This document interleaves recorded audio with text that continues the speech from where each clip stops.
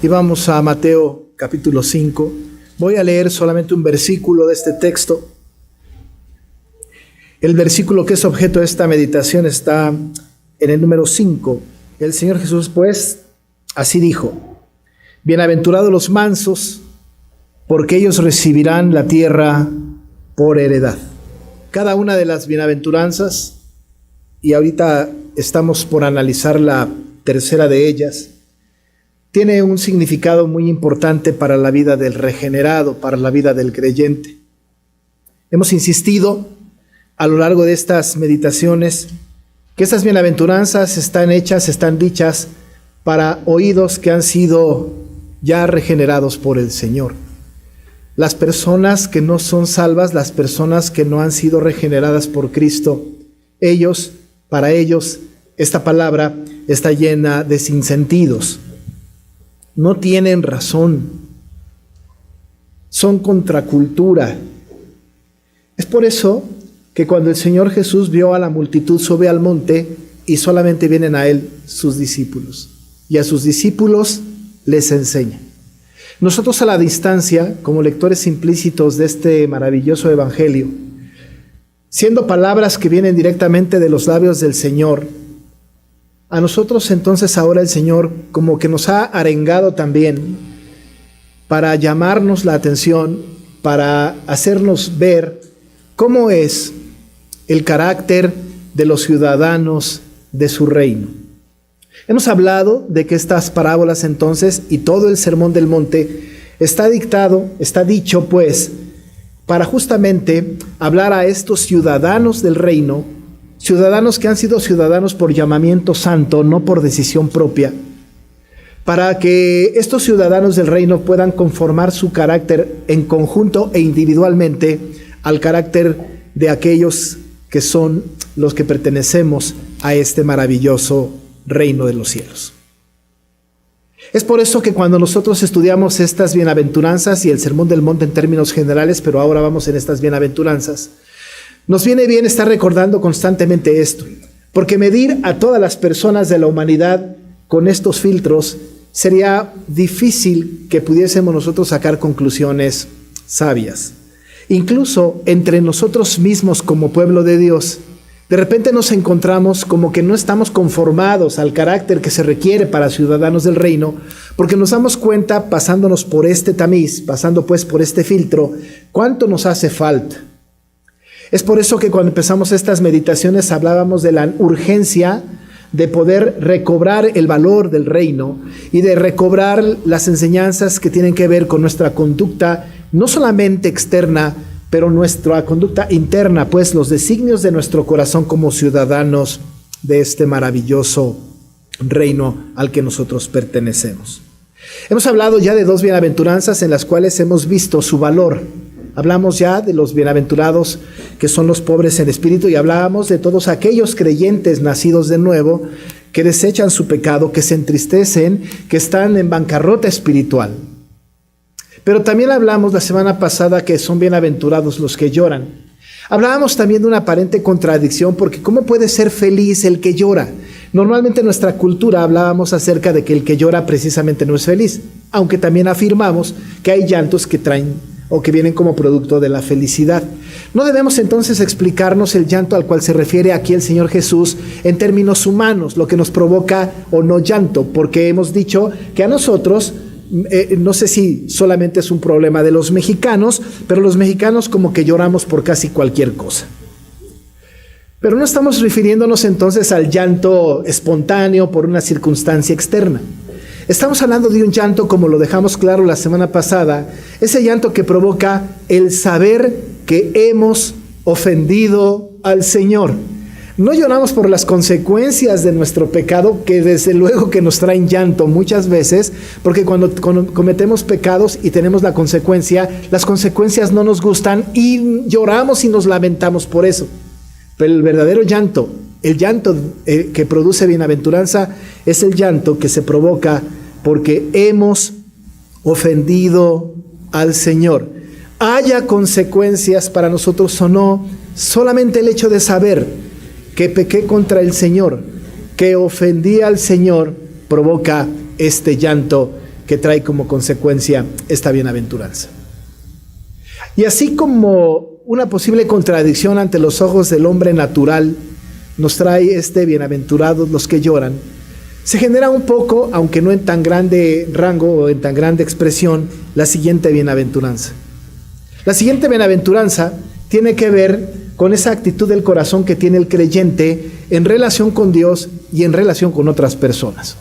Mientras que son bienaventurados los pobres y habla del corazón, aquella bancarrota espiritual, aquella condición interna del ser humano que no necesariamente se refleja hacia afuera, este asunto de la mansedumbre de la cual está hablando el Señor Jesús, que dice bienaventurados los mansos, no solamente tiene que ver con un asunto interno, pero ahora también tiene que ver con un asunto externo. Incluso tiene como resultado a la acción externa una condición interna. La mansedumbre no solamente se da por una determinación del ser humano creyente, sino tiene que venir como un resultado de una relación personal que uno tiene con el Señor, lo cual vamos a ver en algunos minutos.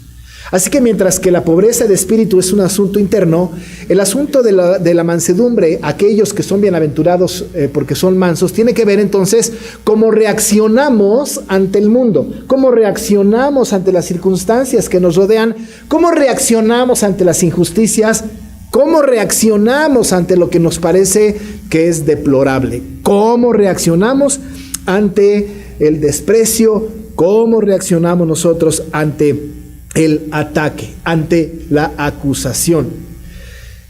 Como ustedes pueden notar, cuando hablamos del asunto de bienaventurados los mansos, tiene que ver entonces con una reacción de la persona regenerada.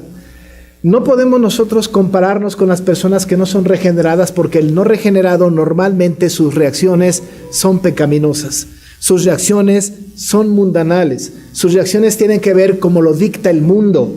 Sus reacciones tienen que ver todavía con aquella justicia retributiva de que si me haces, te hago. Esta bienaventuranza es maravillosa porque nos ubica justamente en el papel o en el lugar en que Dios nos quiere tener como personas que hemos entendido, pues, el Evangelio.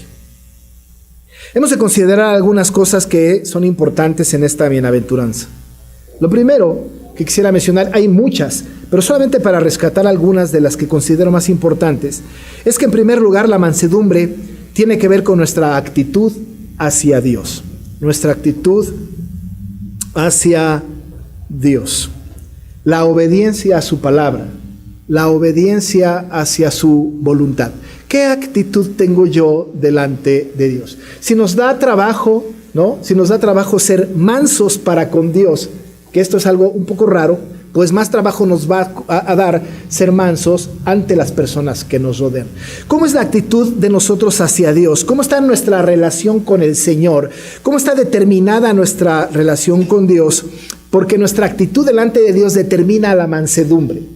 Si yo he entendido que la voluntad de Dios para conmigo es de una manera determinada, esa manera determinada que yo tengo en relación con Dios, esta relación que yo tengo profunda con Dios de acatar sus disposiciones, de acatar su voluntad, va a determinar mi grado de mansedumbre. Si yo no conozco a Dios, si yo no tengo una relación personal con Él, si yo no tengo un contacto constante con el Señor, me va a costar mucho trabajo tener una actitud de mansedumbre. Cierta ocasión el apóstol Pablo, escribiéndole a Tito, le dice a Tito, habla a Tito acerca de los creyentes en Creta y les dice lo siguiente, en Tito 3:2. Que a nadie difamen, dice el apóstol, que no sean pendencieros, sino amables, mostrando toda mansedumbre para con todos los hombres.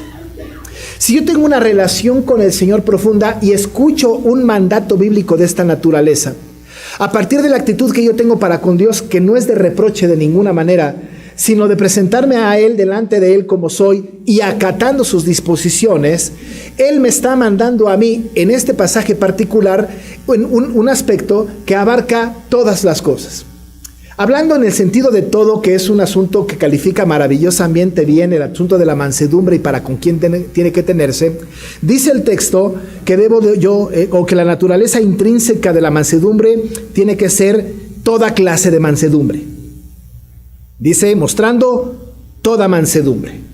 Toda clase de mansedumbre. ¿Cómo sabré cómo es la clase de mansedumbre o cómo es que el Señor quiere que yo tenga una mansedumbre si no conozco la demanda de la mansedumbre, si no conozco las exigencias de cómo ser manso, si no tengo una actitud correcta delante de Dios, si desprecio de alguna manera directa o indirecta el mandato del Señor para conmigo de que tengo que ser manso?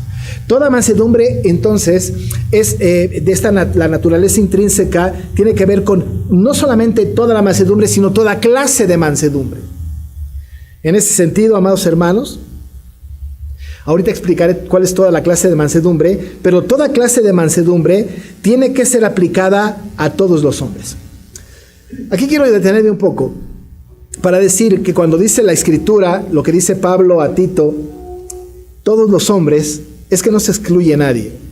La mansedumbre, amados hermanos, no solamente es un elemento que tiene que ser utilizado, no es una virtud del creyente, que por cierto es parte del fruto del Espíritu, no es una virtud del creyente que solamente se dé entre nosotros. Pues no tiene que ver con algo como que tenemos entre nosotros que ser mansos unos con los otros. Eso se exige, por supuesto, de los creyentes entre sí. Pero cuando se habla de todos los hombres, es que nuestra actitud tiene que ser afable, nuestra actitud tiene que ser noble, tiene que ser mansa, incluso con los de afuera, incluso con el no creyente, incluso con el que me ofende, incluso con el grosero. La actitud mansa del creyente es una actitud que tiene que ver con esa actitud delante de Dios que se refleja en la actitud con los demás. Así como es mi relación con Dios, así en reflejo, guardando las proporciones, está mi relación con todos los demás. Cuando hablamos entonces de toda clase de mansedumbre, estamos hablando de la mansedumbre y toma muchas formas. Tengo escrito aquí que es prima hermana de la confianza en Dios y de la sencillez de corazón. Participa de la paciencia, la renuncia a derechos personales, el rechazo de toda agresión y violencia, la modestia, el dominio propio, la búsqueda del bien ajeno más que del interés egoísta, la amabilidad y la afabilidad. No busca la venganza, sino que acepta la injuria y consiente en ser defraudada. Si ustedes notan todo esto, no solamente es para con los creyentes, es para con todos los hombres. Cuesta mucho trabajo buscar el bien ajeno más que el interés propio.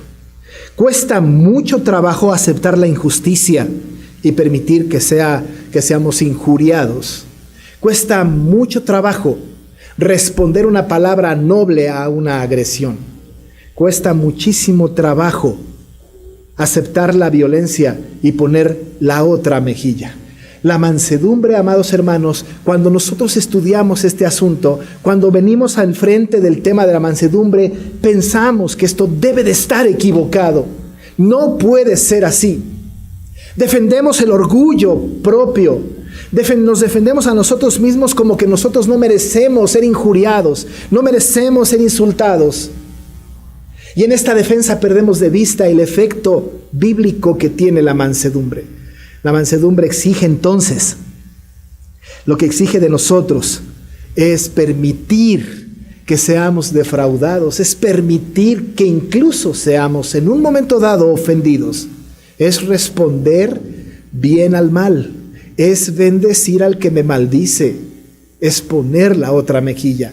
Y en este acto, a veces hemos calificado más de cobardía, nos hemos calificado más de timoratos, y hemos llegado a conclusiones, y perdonen ustedes la expresión, y hemos llegado a las expresiones esta grotesca que dice: nosotros somos mansos, no mensos.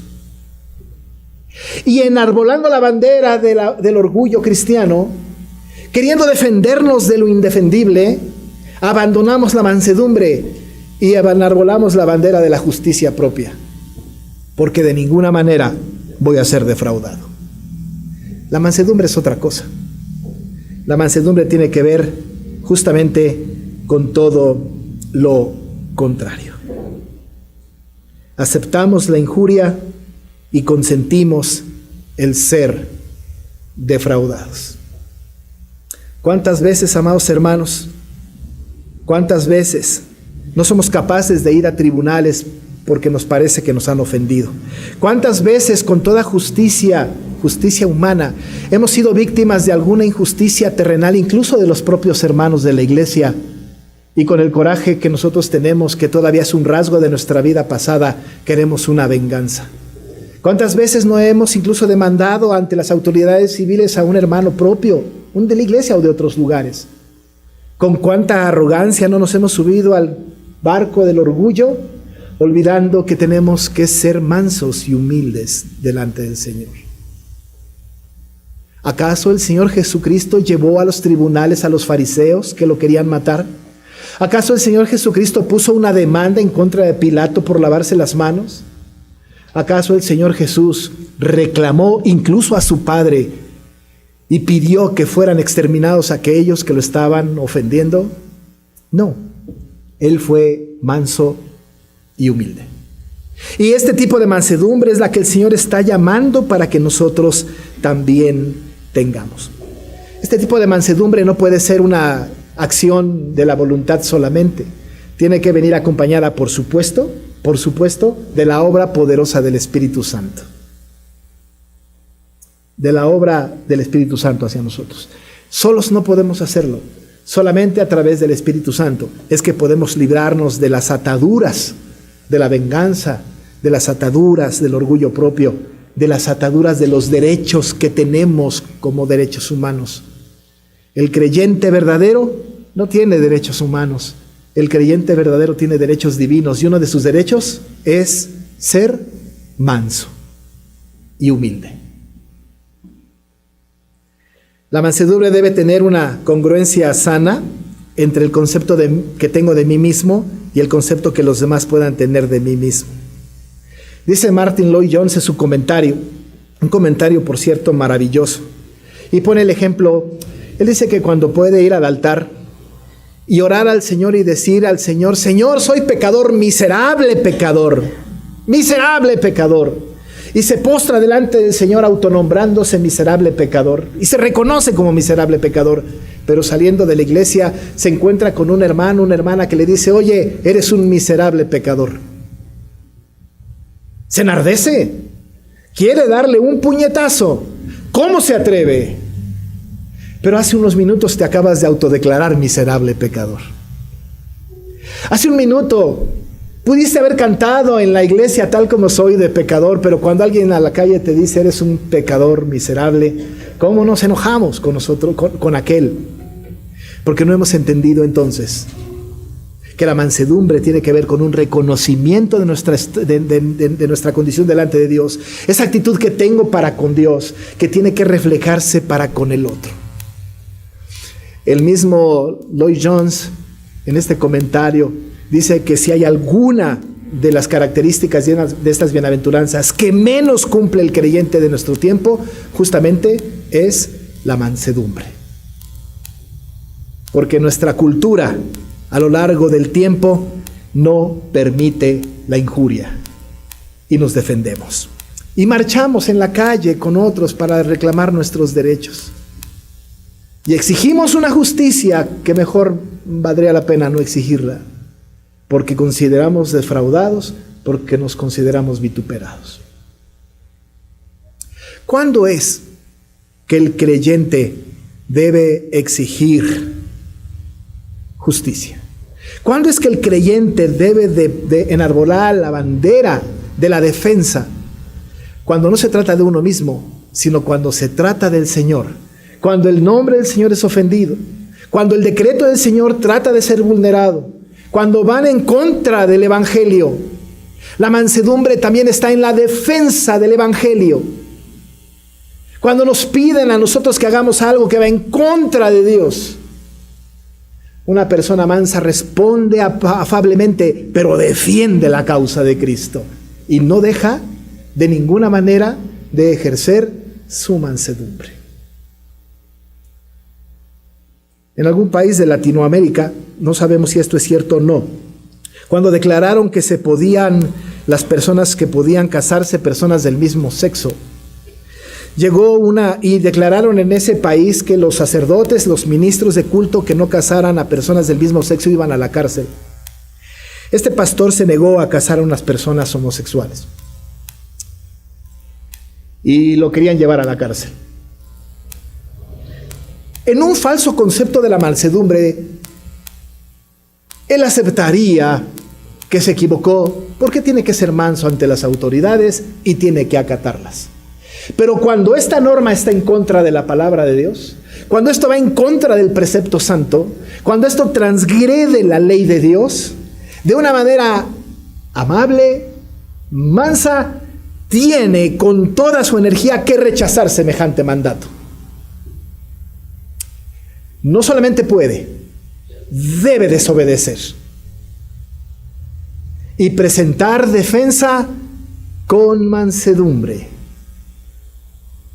Pero cuando no se trata de eso, cuando el nombre del Señor no es ofendido, cuando el mandato del Señor no es transgredido, tenemos que aceptar, tenemos que agachar la cabeza, tenemos que dejarnos ser injuriados.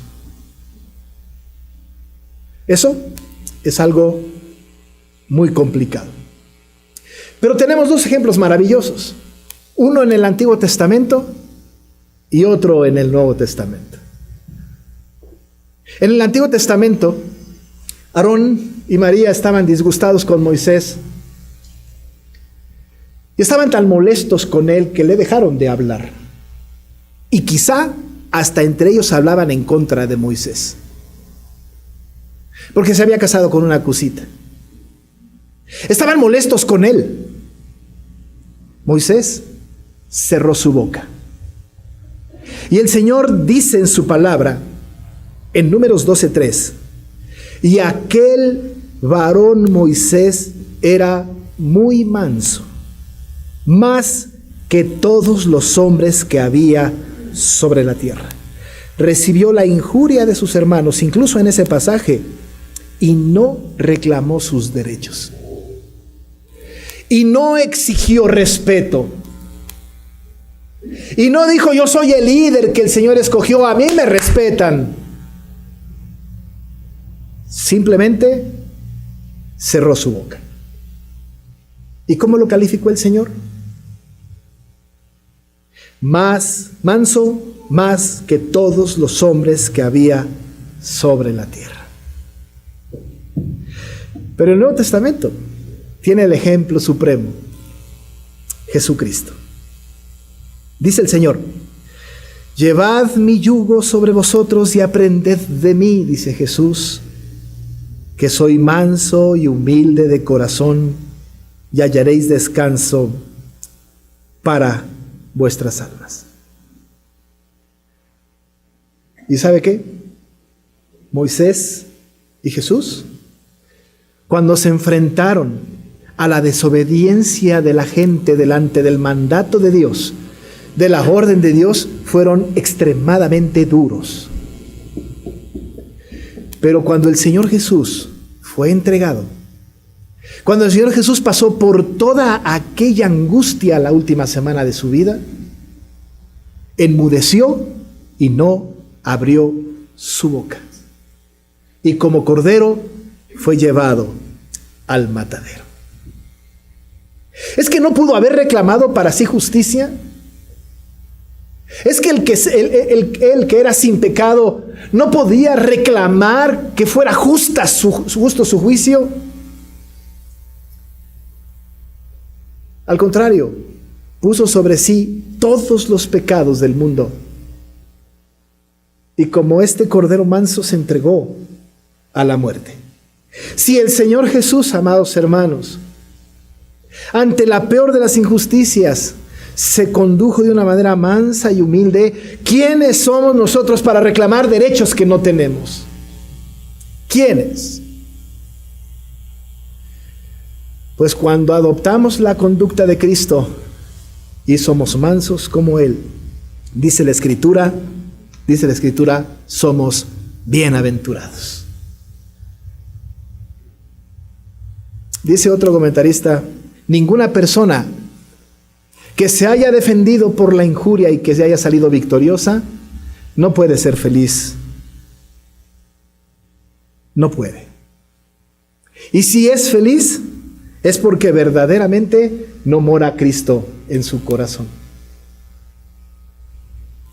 Pero el que es creyente y que muestra esta actitud de mansedumbre, es feliz, es bienaventurada.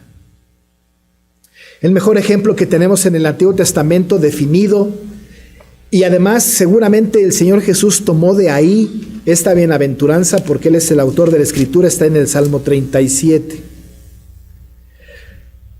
Ese salmo maravilloso nos enseña el grado de mansedumbre que debe de tener o cómo se opera la mansedumbre entre el pueblo cristiano. David lo escribe. En ese Salmo 37, al cual quisiera yo que lo tuvieran a la mano,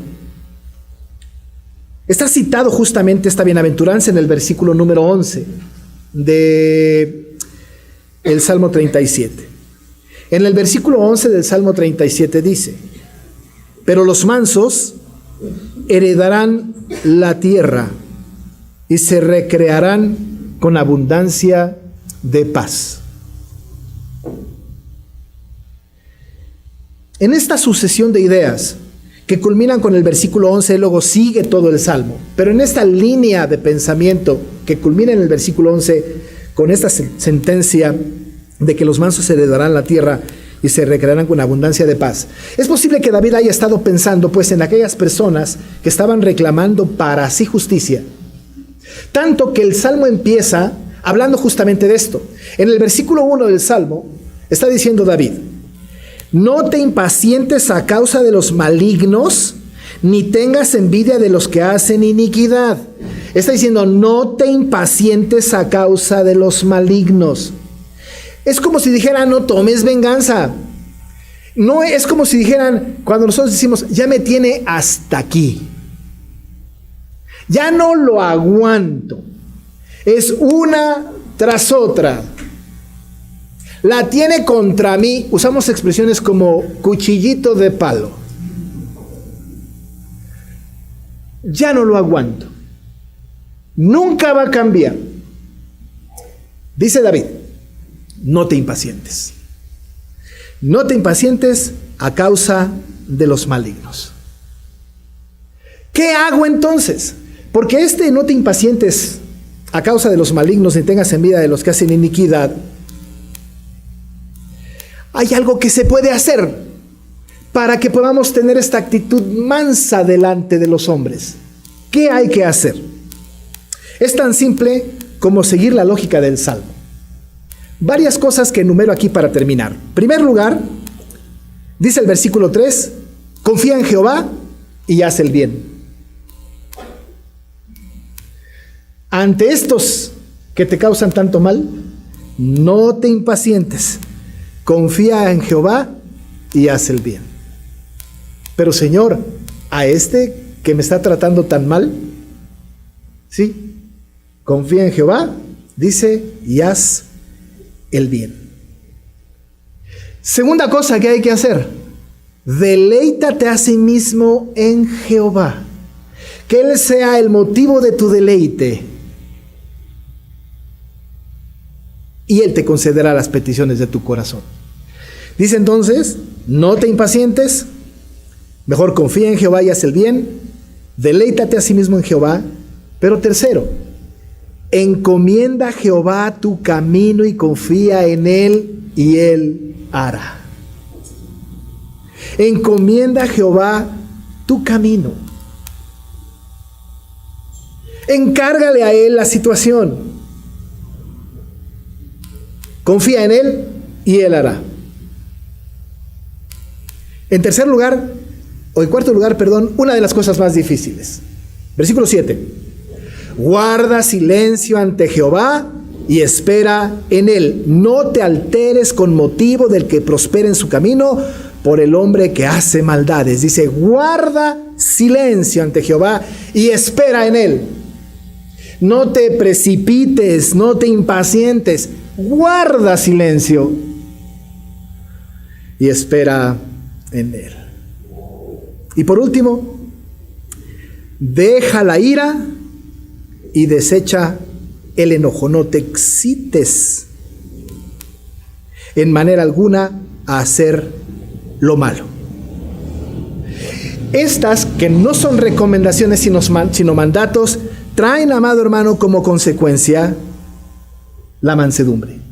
Porque termina en esta sucesión de ideas diciendo en el 11, pero los mansos heredarán la tierra. No hay un manual para la mansedumbre.